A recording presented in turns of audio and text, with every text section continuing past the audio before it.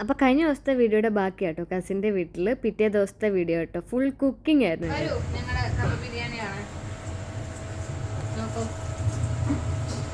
അപ്പോൾ ഇവരാണ് കപ്പ ബിരിയാണി കുക്ക് ചെയ്തേക്കുന്നത്.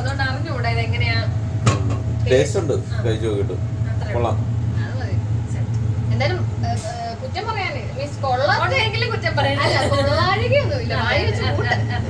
എനിക്ക് ഇഷ്ടപ്പെട്ടു. കപ്പ ബിരിയാണി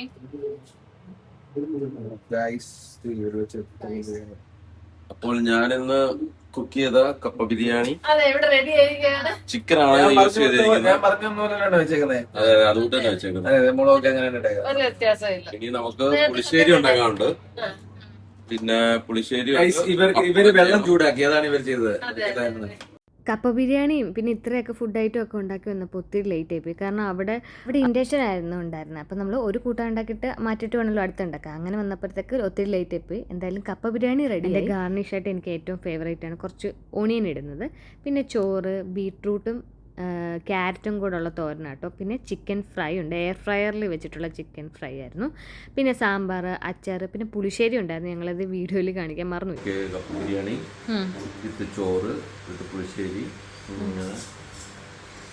കപ്പ ബിരിയാണി എങ്ങനെ ഉണ്ടെന്ന് പറ. സൂപ്പറാണ് അച്ചുമ്മ. കപ്പ ബിരിയാണി, ചോറ്,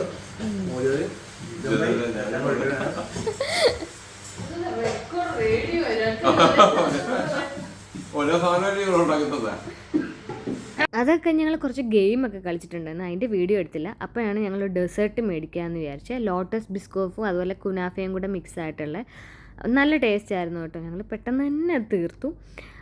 അങ്ങനെ അതും എല്ലാം കഴിച്ച് കുറേ ഗെയിമൊക്കെ ഞങ്ങൾ കളിച്ചിട്ടുണ്ടായിരുന്നു കേട്ടോ. മറ്റേ ഇമ്പോസ്റ്റർ ഗെയിമും അതുപോലെ തന്നെ യൂനോയും ഇതെല്ലാം കളിച്ചിട്ടുണ്ടായിരുന്നു. അത് കഴിഞ്ഞ് നൈറ്റ് ആയപ്പോഴത്തേക്ക് ഞങ്ങൾ തിരിച്ച് ഇങ്ങനെ പോരുമായിരുന്നു കേട്ടോ. എന്തായാലും ഈ വീക്കെൻഡ് അടിപൊളിയായിരുന്നു കേട്ടോ.